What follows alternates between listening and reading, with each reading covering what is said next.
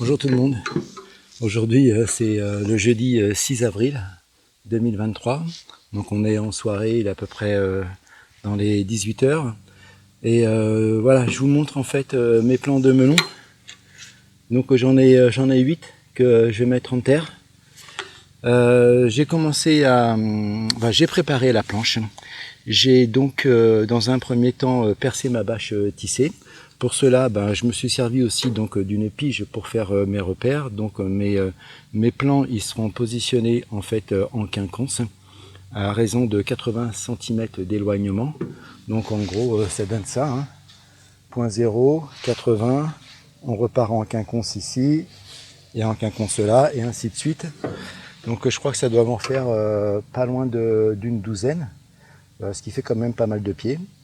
Normalement, ça c'est mes semis qui ont été réalisés en intérieur, donc dans mes box, avec pour mémoire tapis chauffant pour la germination. Et puis après, une fois la germination réalisée, la plupart du temps, j'ôte les tapis chauffants et je passe tout ça sous lampe LED pour apporter quand même beaucoup de lumière.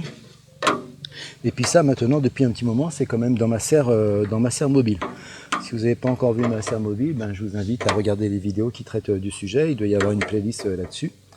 Voilà, donc là j'ai donc fait mes trous, j'ai percé ma bâche tissée. Ensuite je suis venu passer un coup de grelinette parce que je me suis rendu compte que la terre elle s'était déjà recompactée. Ça se recompacte très très vite, la terre argileuse.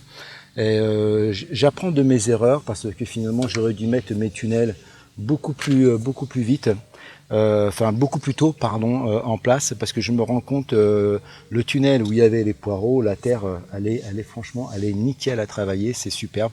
Donc l'année prochaine je me fais pas avoir, dès que je peux je positionne donc en fait les tunnels de sorte à avoir une terre vraiment légère au moment de la plantation. Voilà, donc on va passer de l'autre côté et je vais vous montrer en fait à quoi ça ressemble. Donc voilà le chantier. J'ai donc percé. Une fois que j'ai percé, j'ai pris ma bombe de marquage et j'ai mis un petit coup de marquage sur le sol, vraiment une petite empreinte très très légère, de sorte à ce que je puisse repérer l'emplacement des futures plantations et pour que je puisse faire passer en fait mon tuyau perlant en serpentin. Donc c'est un peu à proximité du pied, c'est un peu éloigné, donc ça serpente et ça va jusqu'au bout. Donc en entrée j'ai l'arrivée et en sortie en fait j'ai le stop. Voilà, ça a été fait, donc on voit la terre maintenant elle est un peu plus sympa, elle reste encore compacte, hein, mais c'est mieux que tout à l'heure encore, hein. Là j'ai loupé le coche, j'ai loupé un truc, mais bon, on apprend de ses erreurs, et puis c'est la première fois que je cultive de cette façon, donc forcément ça peut pas être du 100%, mais j'ai bien retenu la leçon avec, comme je vous disais donc au début de la vidéo, avec le tunnel qui a été mis très très tôt pour les poireaux. La terre c'est complètement différent. Je vous ai montré ça déjà dans une vidéo, donc je vais vous montrer aussi le raccord ici en tête.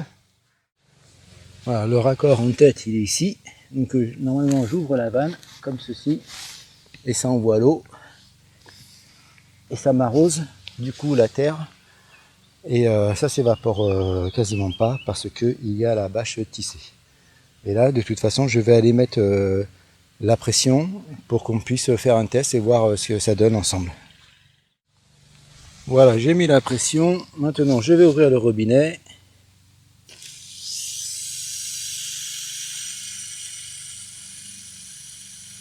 Il a commencé à se gonfler.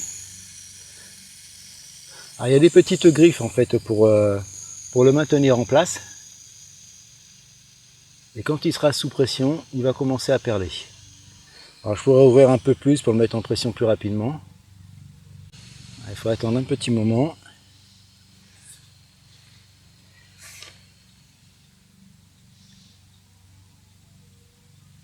Voilà, ça commence.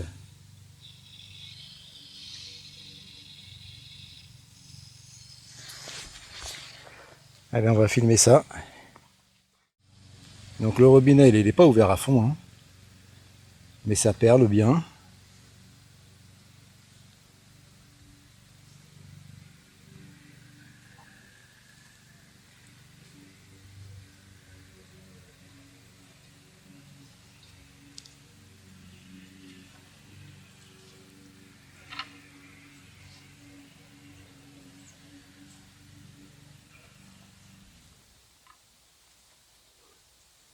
Voilà, et ça va bien jusqu'au bout.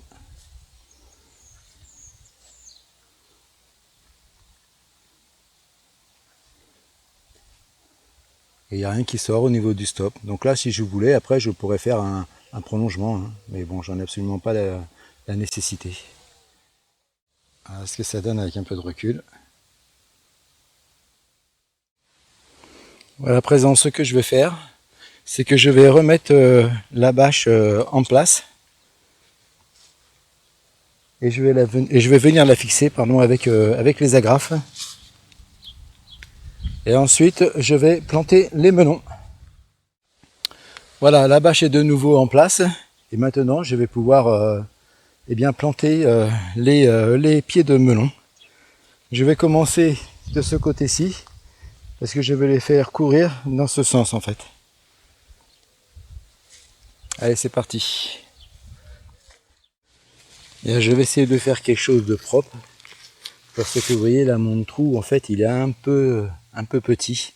Là, ça va pour du godet de 8 ou de 7, mais là, on est à peu près sur du 10, 11, et ça commence à faire juste en fait. Il faudrait que j'ai une boîte de conserve beaucoup plus gros, mais j'ai voulu acheter du confit pour tout vous dire, du confit de canard parce qu'on est quand même dans le sud-ouest, hein.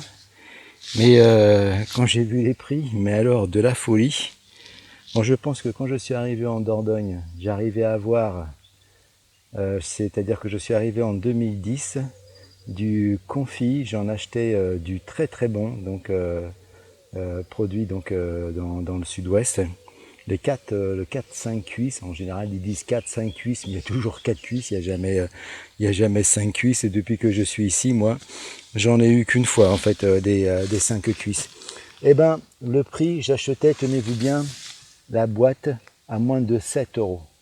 Et là, la dernière fois, j'ai voulu en acheter, c'était presque 17 euros. Allez quoi, c'était en 2010 quand je suis arrivé, on est en 2023. Vous voyez un petit peu comme ça mange un peu. Bon, après il y a la grippe aviaire aussi, ça joue. Petite parenthèse, ouais, bon vous voyez ça rentre bien, hein. Et là il faut que j'arrive à faire un passage pour enlever la terre et pouvoir venir y planter le godet.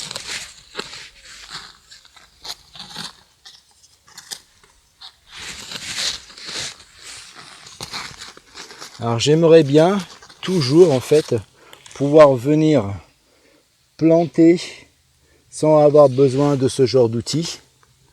Alors là ici je peux le faire, je peux pas le faire pardon. Ah mince, j'ai décapité un ver de terre.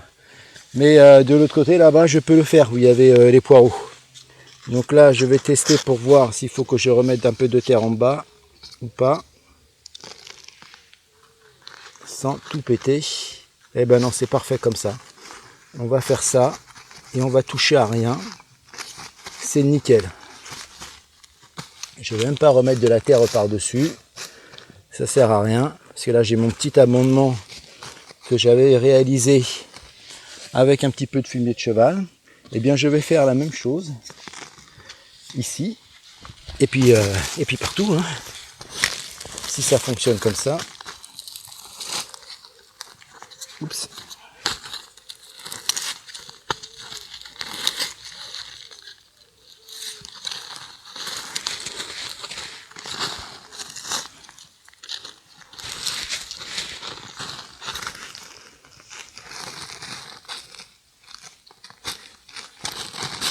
Allez.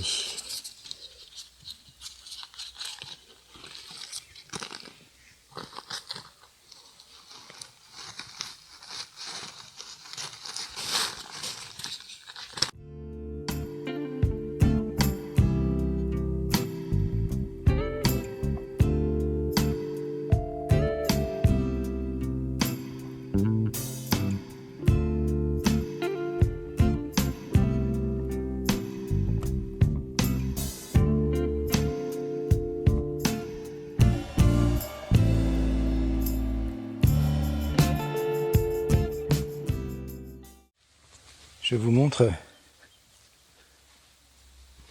un plan avec ses racines. Et les racines sont belles, elles sont bien blanches.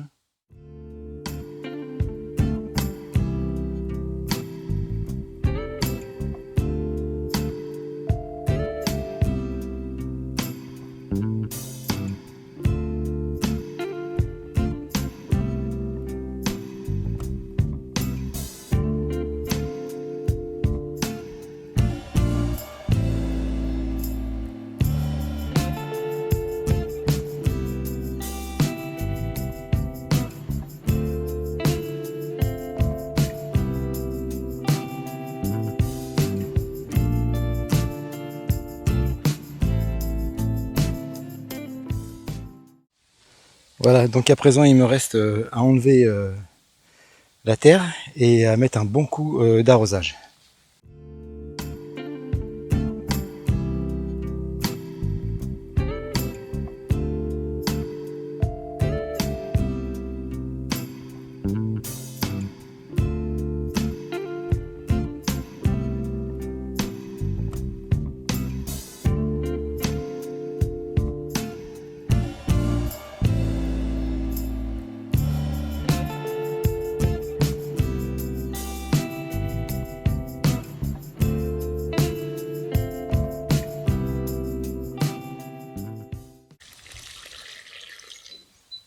Alors j'avais déjà bien arrosé les godets avant, bien fait tremper les mottes,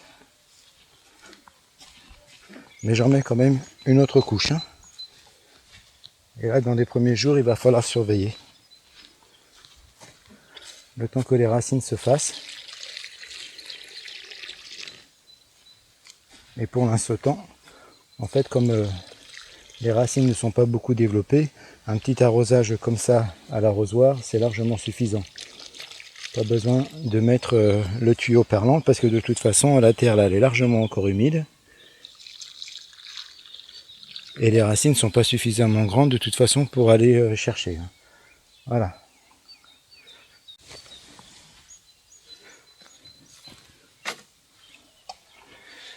Alors, ça nous en fait combien ça? Oui, donc ça nous en fait 8.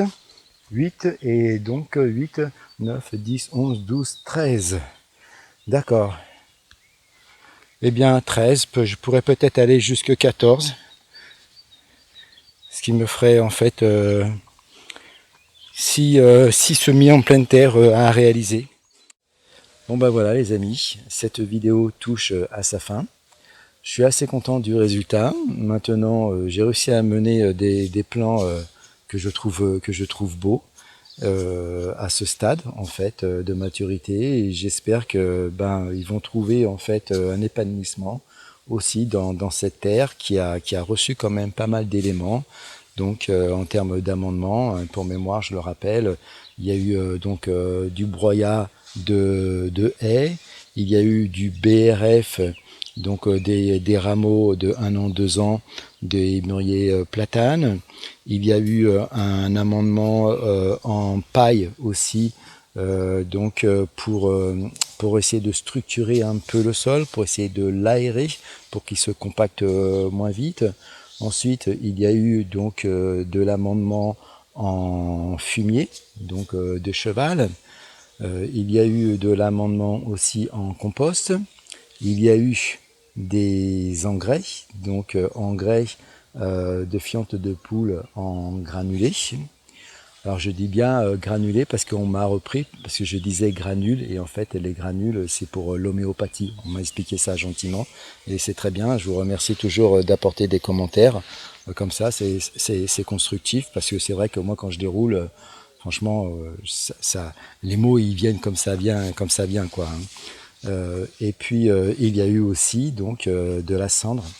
Et avec tout ça, si ça marche pas, je sais plus quoi faire. Alors, ce qui pourrait vraiment faire que ça ne fonctionne pas, c'est d'avoir un été aussi chaud que l'on a eu l'année dernière, qui a pas mal perturbé en fait toutes les cultures au potager, même celles qui réclament, comme le melon, beaucoup de chaleur. Alors, ceci dit, donc là, avec les arceaux. Si jamais il fait vraiment trop chaud, je pourrais donc dérouler un P30. Je préfère le P30 parce qu'il est plus solide que le P17 et au moins on peut le réutiliser. Donc dérouler un P30 pour protéger un peu les plants de la chaleur. Et puis après, s'il fait 40, il fait 40. Hein. Les tunnels, donc la bâche va pouvoir servir si jamais on a un printemps très pluvieux, donc avec des vagues donc de baisse de température importantes. Du coup, ça va toujours permettre de maintenir une certaine chaleur, donc propice sous le tunnel. Ça peut aussi protéger de la pluie, hein, bien entendu. Ça évite que les melons chopent des maladies. Et puis aussi potentiellement, on ne sait jamais, s'il y a des passages de grêle, enfin des menaces, eh bien le tunnel peut protéger. Bien entendu, si c'est des grêlons énormes, là finalement ça protégera pas grand-chose parce que ça risque d'être ravagé. Mais si c'est des petits grêlons, en fait, ça peut quand même freiner. Alors forcément, la bâche elle peut être flinguée, mais au moins ça protège un minimum donc les cultures et ça évite de flinguer ces cultures. Parce qu'une année, moi je me souviens bien, j'ai eu, alors je sais plus en quelle année c'était, mais on a eu un passage ici là, en fait, donc un tout petit couloir, hein, peut-être d'une vingtaine de mètres, qui a tout ravagé sur son passage et manque de chance, c'est passé sur mon couloir à moi, sur mon potager et tout était complètement ravagé. Donc profonde de tristesse, mais voilà, ça nous montre que la nature, en fait, c'est elle la patronne. Allez, je vous laisse, parce que là, le soleil commence à baisser, il doit être plus de 19h30. Et voilà, il va bientôt falloir penser se restaurer. Les amis, ciao, à une prochaine, bye.